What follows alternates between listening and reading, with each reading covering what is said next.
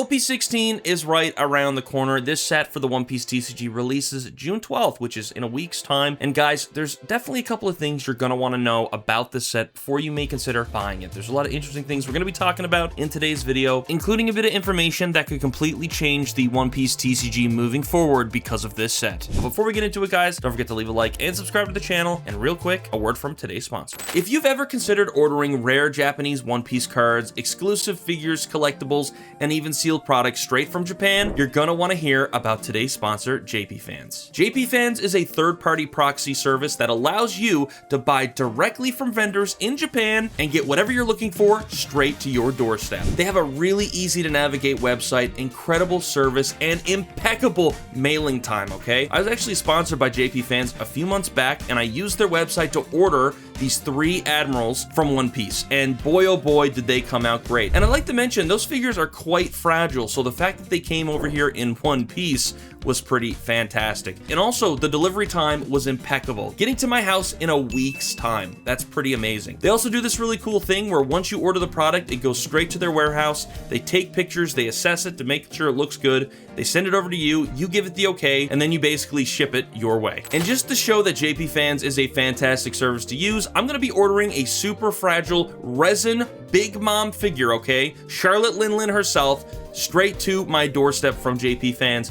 Only 500 of these have ever been made as far as I'm aware, and it is really fragile. So we're gonna see how great the packaging is, but guys, trust me when I say, I am not worried. And we'll also do an update video on that once it arrives. But if that all sounds good to you guys, click the link down in the description below. Check out JPFans today. You're gonna get a discount code for your shipping if you click the link down there. But guys, I'm telling you, JPFans is a fantastic service if you're looking for Japanese products. And thanks again, JPFans, for sponsoring this video. Now, before we get into OP16 and all the craziness that's going on around this set, I just want to take you back to OP15.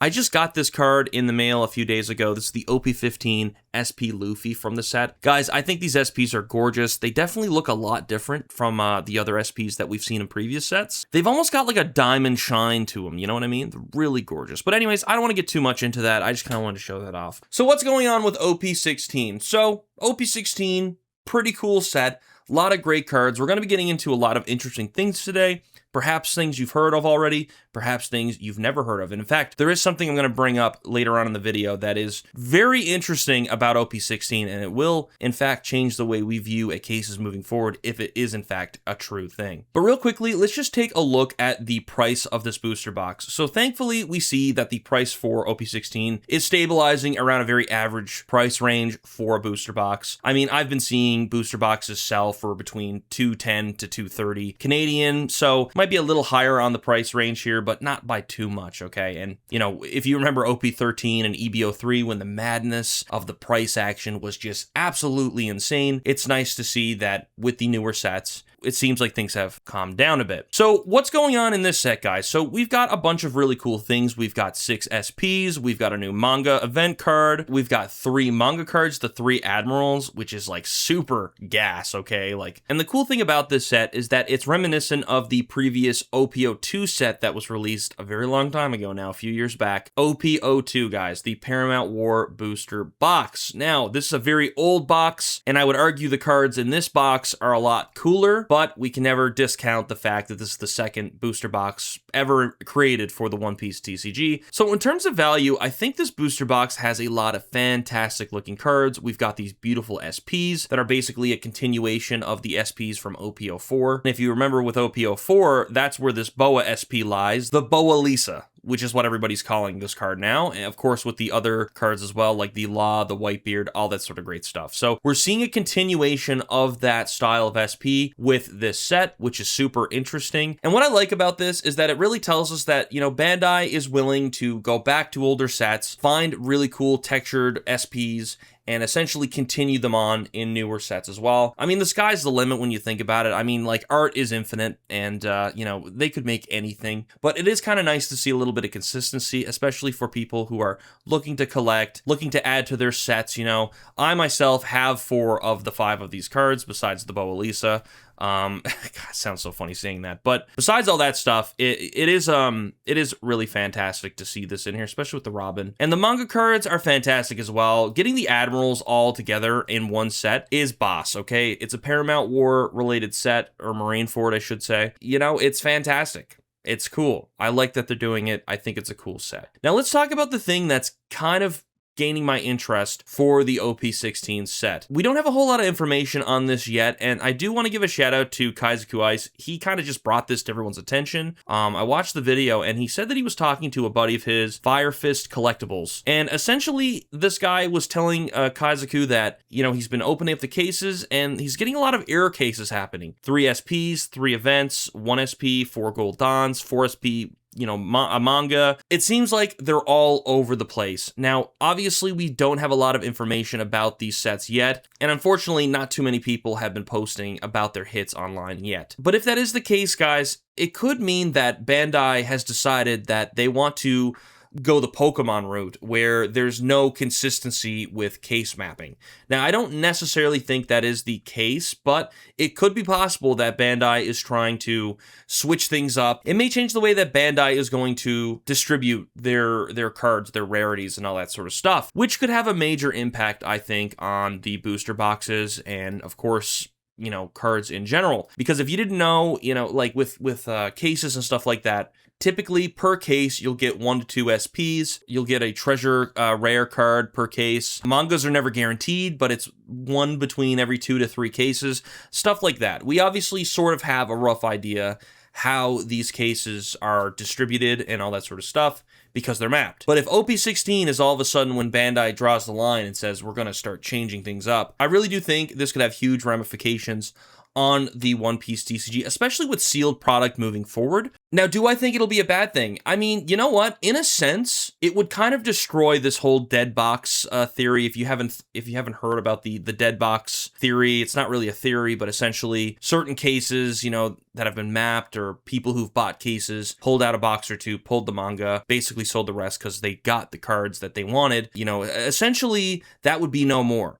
Booster boxes moving forward would essentially all have the chance to have great things in it, which could in fact boost the sealed product prices for newer sets. But in the same breath, it could be bad as well. It could make prices for stuff way more expensive because all of a sudden anything is possible. Any box could have anything, and that would be like a literal fact at this point. And would also be confusing too, because to have all these sets up till now being mapped and then cases moving forward no longer having that same structure, it would divide the market, and I do think it would change the older sets and the newer sets as well. I mean, perhaps I'm thinking too far into this, but, you know, I don't know. It's a very interesting concept. Again, we don't have a whole lot of information, but if it is the case, I think it's going to have a huge impact on the One Piece TCG moving forward. Now let's talk a little bit about price action too. So if this is the case, if some people are pulling like 3 SPs or 4 SPs a case, I mean, what was he saying here? Yeah, 4 SPs in a manga, but then you got like 6 liters, 1 SP. I mean, like, I'm really not quite sure how that'll affect the price of cards, you know, because certain people could be getting their hands on, I don't want to call them, obviously not God packs, but almost like God cases, right? Where like they're getting a ton of stuff, some people getting nothing, you know, it's gonna really change people's attitudes, especially buying cases, if they're obviously buying a case with the assumption that because they know it's mapped, they're gonna get certain stuff. So lots of very interesting things to consider with this set, and again, this could all be totally wrong. Perhaps this Fire Fist Collectibles guy, perhaps he had errors. Perhaps he really did just have some error cases. Perhaps this is just totally not legitimate information. It's hard to say, but it does make you think. It does make you wonder if it is true how things are going to change moving forward. So like in terms of pricing and stuff like that, I do think that the Admirals are going to be quite expensive. You know, we saw in OP15 NL, you know, he kind of came down a bit, but I wouldn't say he's a Mihawk level manga card. You know, there's obviously layers to this. It's character based and all that sort of stuff. I would argue the Admirals are like an A-tier character from the One Piece show and the manga. I mean, like, you know, Egghead, Kizaru, that fight was so goated, man. And Kizaru is also one of my favorite Admirals and one of my favorite characters, to be honest with you. All three of these characters have had incredible impacts on the story, and it's just super cool that you can get all three of these cards from this set as well. You know, I think the manga event card is cool and all. I'm not like crazy about it, but the fact that it's got a bit of a gold tinge to it does kind of make it seem a little more valuable. Now, I don't necessarily think this is going to be some kind of grail among the manga event cards, but it is still a pretty neat card, and I don't know. I mean, the price for this could really be anything.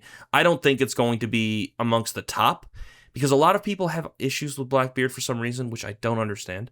If you're not caught up to One Piece, you know, you can't believe how crazy that sounds to me. And the other thing too is that these SPs are, again, a continuation from these SPs we've seen as well. And I mean, you know, looking at the BOA, we can obviously make the assumption that the Robin SP is going to be the most expensive, right?